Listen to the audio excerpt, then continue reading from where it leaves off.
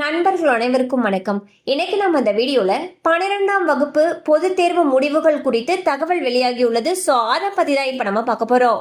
தமிழகத்தில் 12ஆம் வகுப்பு பொதுத் தேர்வு முடிவுகள் இன்னும் சற்று நேரத்தில் வெளியிடப்பட உள்ளன. தேர்வு முடிவுகளை மாணவர்கள் www.tnresults.nic.in மற்றும் https://results.digilocker.gov.in என்ற இணையதளம் வாயிலாக பதவி எண் மற்றும் பிறந்த தேதியை பதிவிட்டு தெரிந்து கொள்ளலாம் என்று தெரிவிக்கப்பட்டுள்ளது. மேலும் மாணவர்கள் தங்கள் பயின்ற பள்ளிகளிலும் தேர்வு முடிவுகளை அறிந்து கொள்ளலாம் என்றும் தெரிவிக்கப்பட்டுள்ளது. மேலும் மாணவர்கள் பள்ளிகளில் ஏற்கனவே சமர்ப்பித்த தொலைபேசி எண்ணிற்கும் குறுஞ்செய்தி வழியாக தேர்வு முடிவுகள் அனுப்பி வைக்கப்படும் என்றும் தகவல்கள் தெரிவிக்கப்பட்டுள்ளன.